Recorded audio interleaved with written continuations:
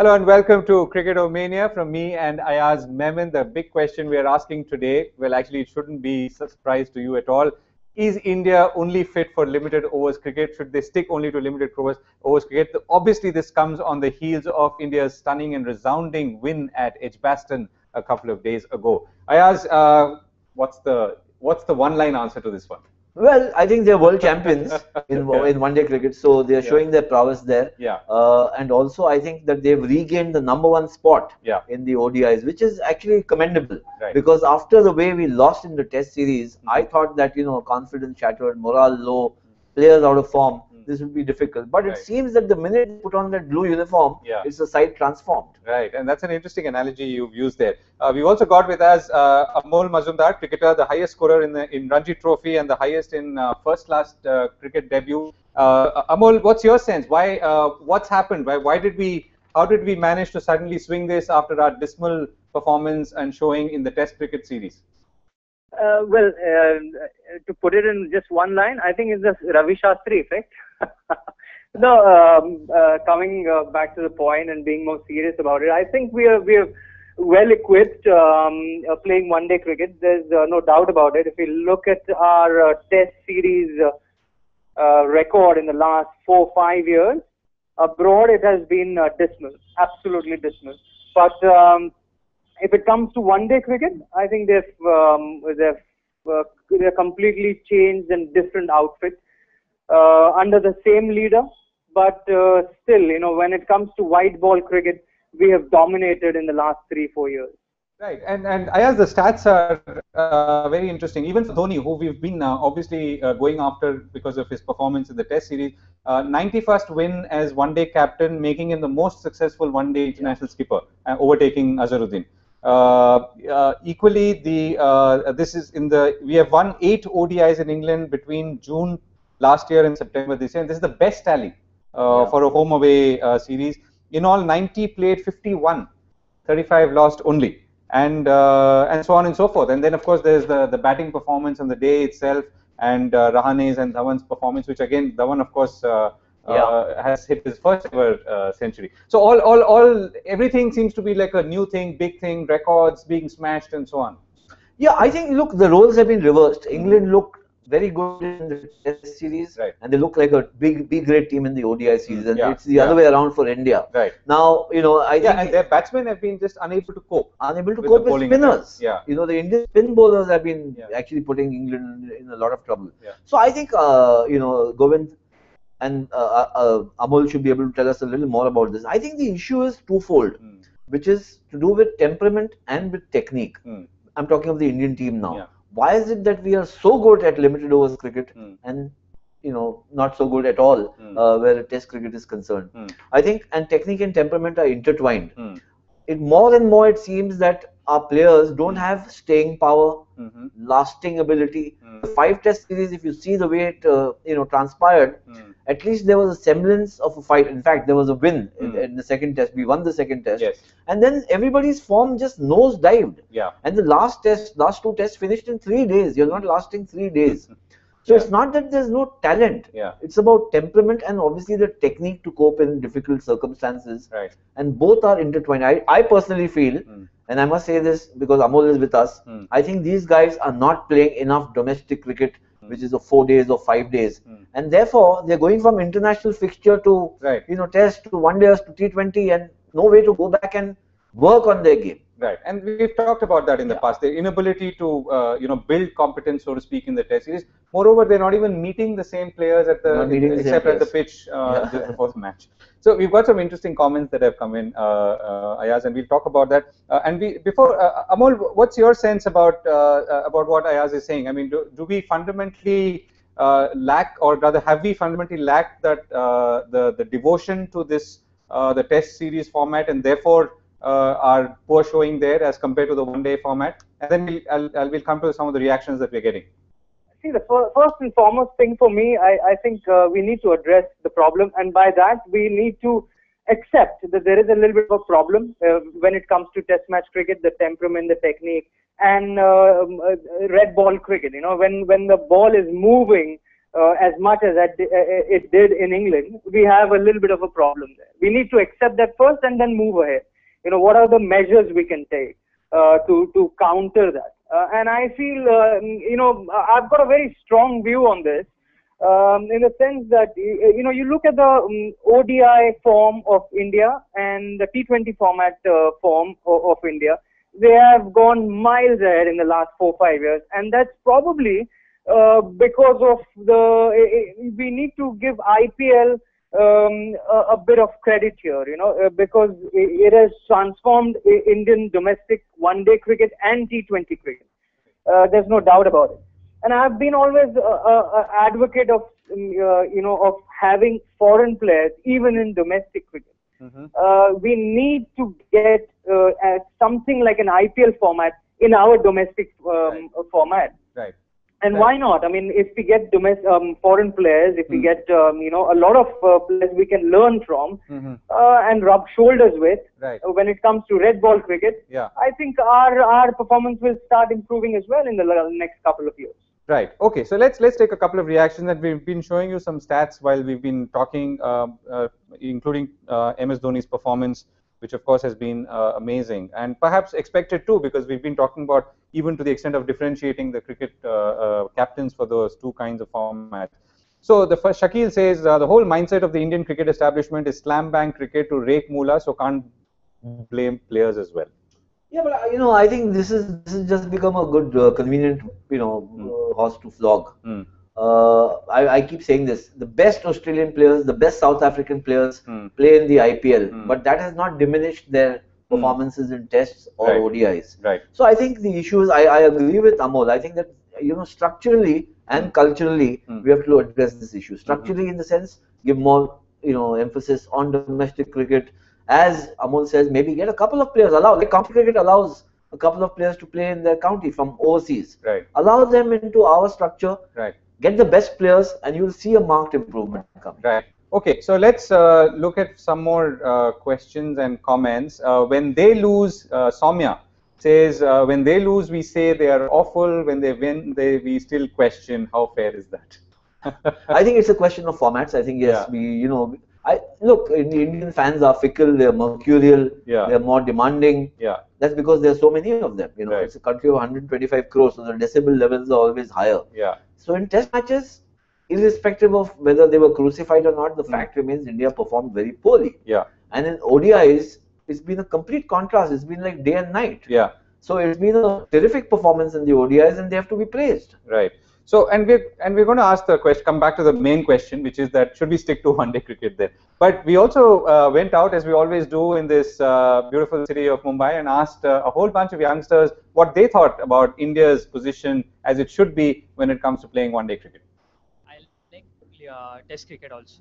I enjoy it. Odia में तो Indian cricket ठीक ठाक है, अभी बॉलिंग साइड चाहिए, स्टार्ट अच्छा मिलना चाहिए, ओपनिंग साइड इज बेटर, और सिर्फ मिडिल ओवर में इंडिया के लिए 2-3 अच्छे बैट्समैन मिल जाए. सुरेश अभी ये लास्ट 2 ओडिया में सुरेश रैना का परफॉर्मेंस अच्छा था. इंडिया टीम सिर्फ ओडिया ही खेल सकती है मतलब, और टेस्ट में उनका इतना कुछ परफॉर्मेंस अच्छा नहीं आता. Yeah, I feel so because they concentrate main on ODI and they completely ignore the test matches. That's why we are losing most of the test matches and winning the ODIs. But I don't think so that the Indian team is for only for the ODI. I think under the leadership of Dhoni and the technology now we have, I think we have much scope for the much wider scope for all the formats of the game. So there you are, a few sort of smattering of opinion there. As I think people seem to be veering to the fact that we are mostly good at one-day ODIs. That's right? Because the results show that. Because the results show that. Of course, if the results were otherwise, then we would have this thing. But overall, statistically also, I think we've done much better in ODIs than we have in tests. Especially in tests overseas. At home, your record is, Indian team's record is not bad at all. In fact, it is rather good. Right. So, we beat Australia 4-0 the last time they were here.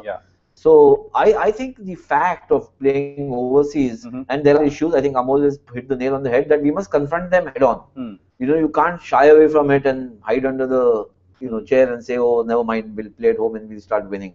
If you are the richest board in the world, you've got largest talent pool, players to pick from, then you should aim to be the best. Yeah, that's and I think the aim, the and vision why is it the, and why should it be one for the other? Yes, it should not be one for the other. Yeah, yeah. Okay, great. Amol, let's come back to you. So, as we, the primary question is, should India stick to ODIs, and also what's the way forward? What's your sense? How do we create that reserve of players who can maybe also play Test cricket and of course continue to be good in ODIs?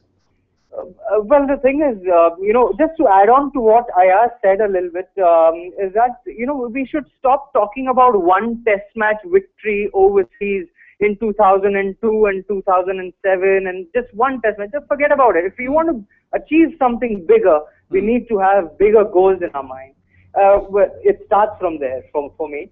One thing is that about Test match cricket, allow players to go to play county cricket, allow players to go to South Africa, to Australia, take them to different places, and also allow other foreign players to come into our structural format of domestic cricket, and that's how you improve one another. And that's the only way forward, because Test match cricket is the real art of batting comes and art of bowling comes when you play Test match cricket, when you play 5-day format. Right. That's where you're tested as a cricketer. Right. So, two other points, and let me go sequentially. So, what does India need to do to retain its position in ODIs? I mean, we shouldn't lose this. I mean, right? So, we are obviously talking today, and and people are reacting well because this series has been won. I mean, we've still got one more match to go, but the series has been won.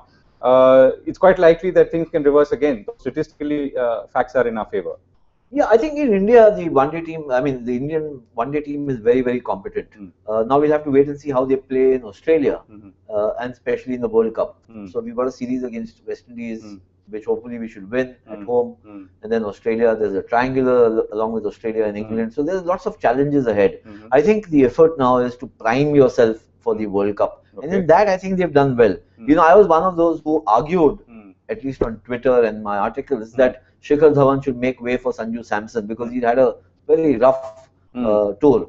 But Dhoni has persisted with him, and he's been proved right. He's been vindicated. I think Dhoni is looking at the bigger picture. But at Dhoni, did he not? I mean, did he show the same consistency in the cricket in the Test series as well, in terms of retaining players, retaining positions? Yes and no. I mean, Dhawan was there for the first 3 Test matches, but then he gave way to Gambhir, and Stuart Binney gave way. But Test matches are played over 5 days. That's a different kind of a challenge. Yeah.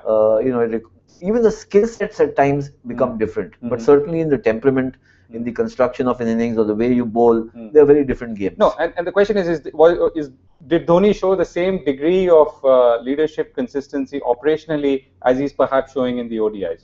I think he's been a little bit hamstrung, because when your top order is almost always 50 for 5 or 50 for 6. There's not much a captain can do. We keep blaming our bowlers, but if the batting is not giving you 150, 200 runs, there's not much the bowler can do or the captain. And I'm also reminded, what about the coach factor? That's something that we attacked quite furiously in the... So I have my own theory, which is what I told you. I think even the captain himself needs to play a lot more domestic cricket, or at least watch it.